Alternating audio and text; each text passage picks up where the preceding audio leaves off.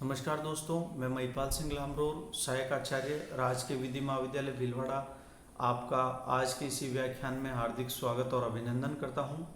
विद्यार्थियों, हम आज के इसी व्याख्यान में अपकृत्य विधि या लॉ ऑफ टॉर्ट्स के बारे में चर्चा करेंगे और इसमें हम सामान्य अपवादों के बारे में अध्ययन करेंगे।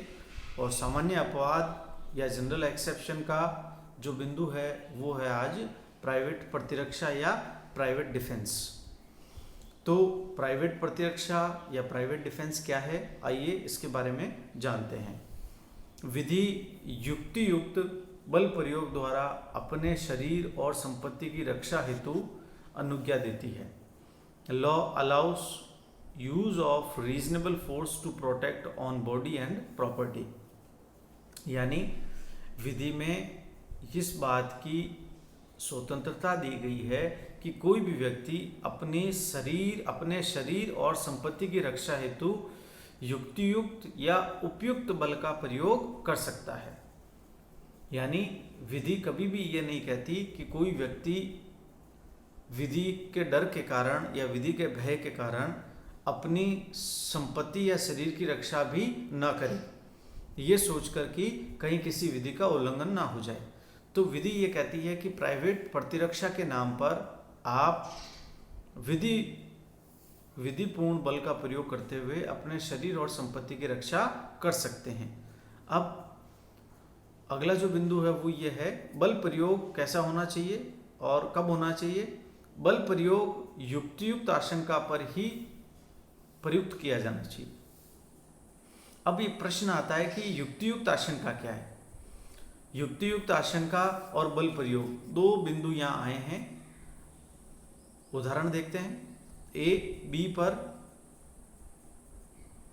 इसलिए आक्रमण नहीं कर सकेगा चूंकि बी ने कुछ दिन पहले उसे या उस पर आक्रमण किया था। यानी ए ने बी को मान लीजिए 3 दिन पहले पीटा, तो 3 दिन के बाद बी ए को पुनः नहीं पीट सकता या उस पर आक्रमण नहीं कर सकता। क्यों?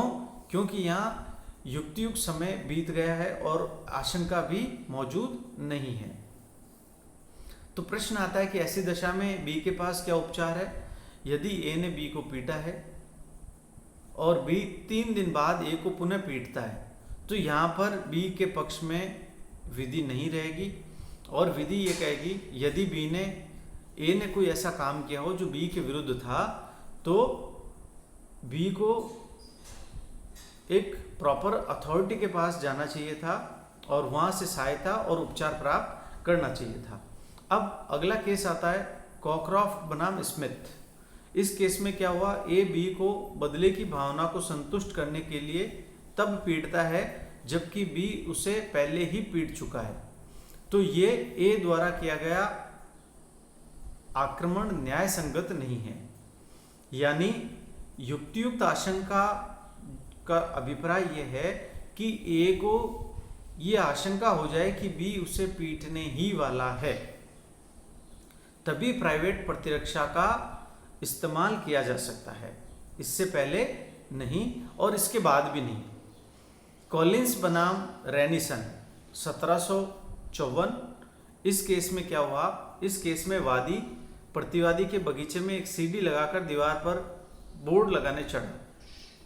प्रतिवादी ने सीढ़ी को हटाकर वादी को गिरा दिया और वाद किए जाने पर प्रतिवादी ने कहा कि जब मैं वादी को नीचे उतारना चाह रहा था और वादी ने इनकार कर दिया, तब उसने सीढ़ी को धीरे धीरे हिलाकर गिराया। यहाँ ये कहा गया कि प्रतिवादी द्वारा भूमि के कब्जे की प्रतिरक्षा में जो बल प्रयोग किया गया था वह औचित्यपूर्ण नहीं था। यानी प्रतिवादी ने वादी को जो सीढ़ी से नीचे गिराया वो औचित्यपूर्ण नहीं था। प्रतिवादी के पास में इससे बेहतर उपाय भी मौजूद थे। तो यहाँ पर प्राइवेट प्रतिरक्षा में प्रतिवादी द्वारा किए गए कृत्य को संरक्षण नहीं दिया गया। तो इस तरह से हमने प्राइवेट प्रतिरक्षा के बारे में आपके साथ चर्चा की और ये जाना कि प्राइवेट प्रतिरक्षा का इस्तेमाल कब किया जा सकता है और किन परिस्थितियों में किया जा सकता है। तो यहाँ सबसे पहले जो बात थी वो युक्तियुक्त बल की प्रयोग की बात थी और युक्तियुक्त आशंका भी होनी चाहिए। युक्तियुक्त आशंका के बिना प्राइवेट प्रतिरक्षा का उपयोग नहीं किया जा सकता, और यदि किया जाता है तो इसका बचाव प्रतिवादी को नहीं मिलेगा। तो आज के इस व्याख्यान को हम यहीं विराम देते हैं और आपसे पुनः अगले व्याख्यान में भेंट करेंगे। तब तक के लिए धन्यवाद।